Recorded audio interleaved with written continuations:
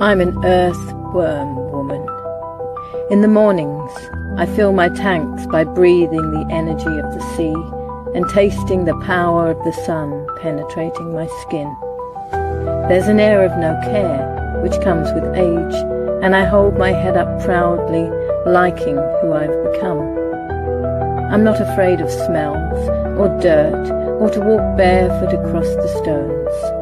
Sometimes I wade through the shallow water just to embrace its fluid element, my hair often crazy and loose, being pulled by and flying in the wind. I can be glamorous if I want to, although makeup was never my thing. And I've learnt that life is for living, not fearing, and so I absorb it like a sponge.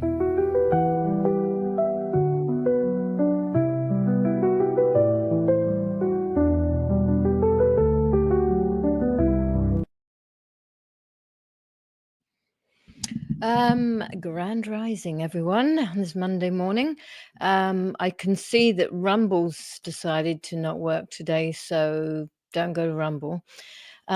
This you can find on my Earthworm Woman page. You can find it on Rahana Hayes, Michael Gray Griffith interviews, etc., etc. Anyway, now, first of all, please ignore the title, How to Not Die Alone bit, because that's sort of not really anything to do with what we're talking about, because people do, and it's not a put down, or it's not anything. I think it was a podcast, and I picked up those words from something else. I've got a fantastic guest on soon. I'm really excited about talking to her. But before that, usually I do these things really fast at the end. I'm going to do it slowly, but this is not a proper ad, okay, just so you know. I'm making an ad for Madalena and her intimate duet products and site with my son. So I just want to show you some of these. You can't even see properly, actually. This is a lovely green bottle. Some of the beautiful products that she has, and I just absolutely, the smell is exquisite, and you almost want to eat it. It's really thick, luscious. That's probably not for your face, but anyway, I can't remember what that's for. Body butter. Oh, that's part of my body. Yeah, so beautiful products. I'll put her email up later if you want to email her about buying any. We're going to be getting that ad soon, and so you'll have more details. But anyway, so today I have Jane Roeder. I should ask if that's how you pronounce it. And she's a holistic sex and relationship counselor. And I'm going to bring you in. And I got, hi there, Jane. Is it Roeder or Roeder? Roeder. Roeder, yeah, like the American Roeder show, but not. It's actually a German name. It's actually a German name. Okay. Yes, I am a divorced woman. It's still my ex-husband's name. So okay. I've kept that name. Sometimes if it's a good one, it's nice. Yeah. So what was I going to say? So I came across you through another friend, Jane, who has an incredible story, who I keep meeting. I've met around St. Kilda, and hopefully one day I'll be able to get her on. But she said, you've got to talk to Jane Roeder, because she's, fantastic. I guess inspiring human, which is what Earthworm Woman's all about, inspiring people who do interesting things, who are interested in people. I had to do this self-test at the weekend, self-tape, and part of it was I had to say what am I interested? What are my interests? Like play tennis, which I don't, whatever, things like that. I thought, well, you know what? One of my biggest interests is actually people and humans and all kinds of things, connected to them, which seems to be something, obviously, that you're passionate about. Yeah, absolutely. And I've written down a couple of your quotes, and I'll read something from your. Actually, before we start, I'll just read it now because this is sort of connected to you, I'd say. Obviously, my phone's so difficult to get into. So as human beings, happy, meaningful careers and relationships ground us and make us feel whole. But for this to happen, we must first understand ourselves and the universal laws that are at play in our lives. And so that's all about finding ourselves. And I think that's where a lot of us are going. Yeah. I'll let you speak. Yes, absolutely. Thank you for having me, Rohana. And I just want to say hello to everybody out there, and it's a pleasure to be here. So I'll start putting their comments across. Sorry. They are there. Yes. So first of all, I want to say I consider myself a wise woman rather than an expert. And I guess what is wisdom? It's where, for me, is where knowledge and understanding is actually actioned and lived. So I like to think I walk my talk. I'm constantly being challenged to walk my talk, and the work that I do with my clients. I also go out educating people and do workshops and some speaking.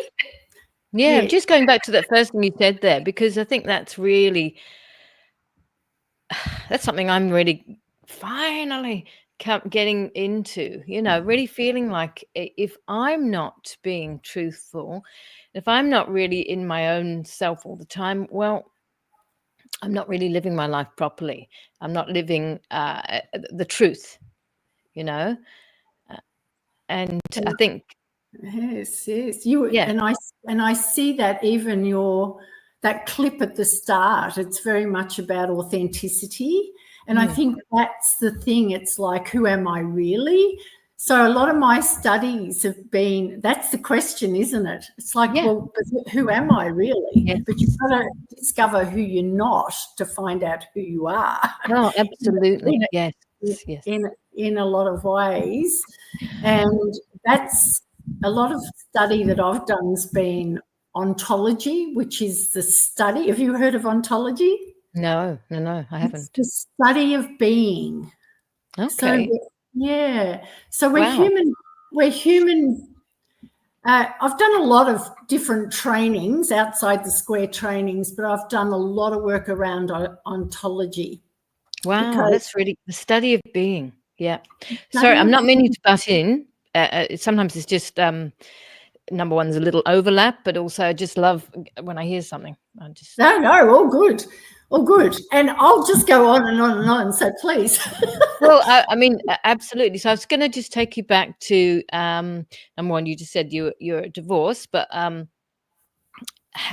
did you start moving in this direction of being a relationship and around sex and sexual health or whatever? When was that? I shouldn't say that low. Sex and sexual. Interesting. I think I was definitely born an old soul and a questioning soul, which was why? As a little girl, I used to ask why, go to Sunday school, but I don't think Jesus would have thought that, or what was a pain in the ass, actually. But so I was always a why person, but I think the interesting thing was, even as a young girl, I was really fascinated about sexuality. And I was intrigued by it. I shouldn't say this, but I used to hear my mum and dad having sex, like a lot of us did. Right? Probably most kids and I know do. some children go, oh, yuck, and they get scared by it. But I was actually really intrigued and thought, oh, that must be nice and all that. So I used to sort of search out all these books and different things at a really young age, to find out information. But I was also really aware of something deep in my soul. I think I came in from a past life with it, that sex was something that was very sacred, and it was that it would be very easily to misuse and to abuse. And growing up, How old do you think you were when you thought about that?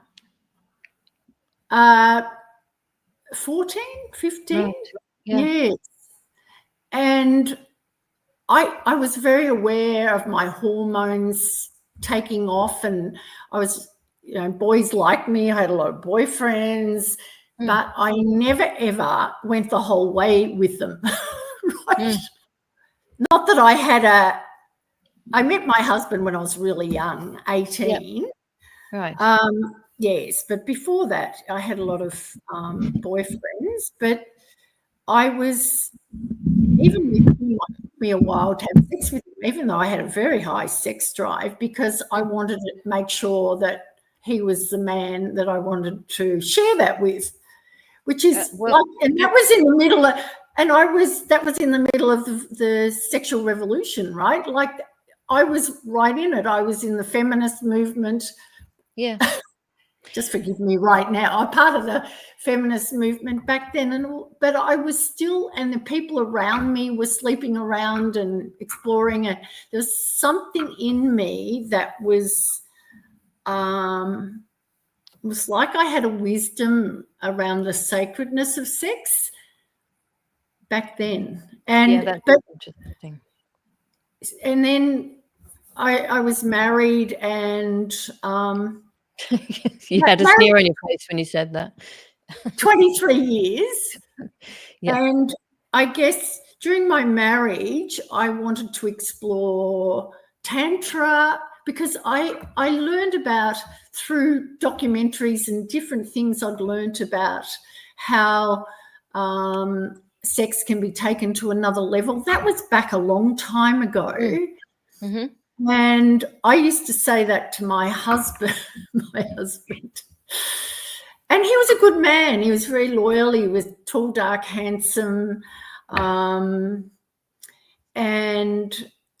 when I used to say that to him, he used to say to me, well, who's got time to do that? He'd ask me what it was, and who's got time to do that? And I was on this growth trajectory of sexuality, but also around spirituality, and he wasn't. We're sort of parting ways. And also, I was learning a lot of stuff. I'd been sick when I was 28. I had a nervous breakdown.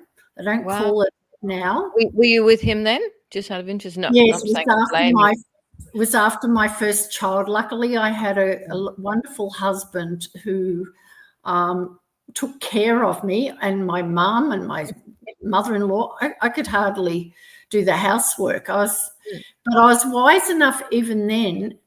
There was a lot of external things. I'd had a difficult birth. There was a lot of external things going on in my life that most people would have crashed. But even then, I was wise enough to think, well, I wouldn't go on. I was on medication for about 2 weeks, and I was like, no, that's a Band-Aid. Yeah. I wanted to look at what was it about me that caused me to crash. That's pretty wise if you think about it. Absolutely. That I was the problem. Instead of just thinking of the obvious things, that it's perhaps the birth or it's this and that. Yeah.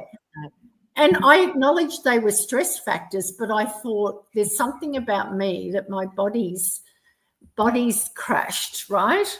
So I healed myself through. That was when I learned about, have you heard of the book Your Erroneous Zones by Wayne Dyer?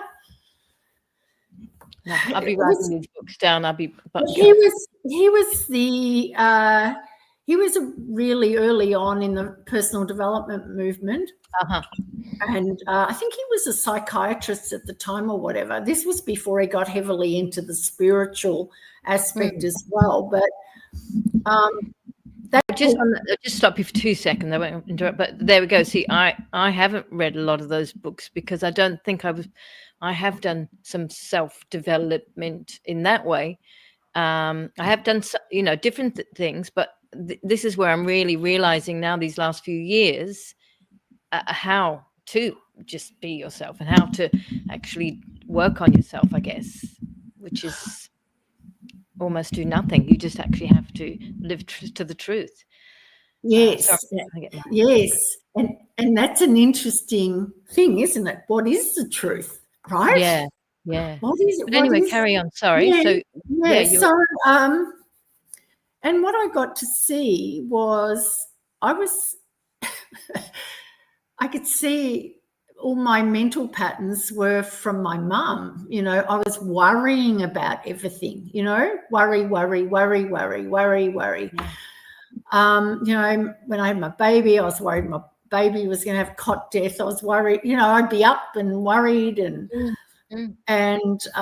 but I was sick for a long time. But I learned like relaxation meditation. You know, where you squeeze your muscles and relax, squeeze all the muscles in your body and relax. And I read that book and I totally saw my unconscious mind and the rubbish, absolute rubbish that was in my head that was actually the stuff that I didn't like about my mum, her behaviours and how she, you know, it's amazing how we, isn't it? Amazing how we. I'm just a little bit like, I'm kind of relating to a few things you're saying. One was way back when you talked about sleeping with people but not having. I did the same thing for a long time because mine was a different one though, because my parents were Muslim. They became Muslims, and I had it sort of stuck in my brain that, you know, no, we can't go there, and it's this is that, and so I would have a big sexual appetite, same thing, or whatever the words. That doesn't sound right, anything.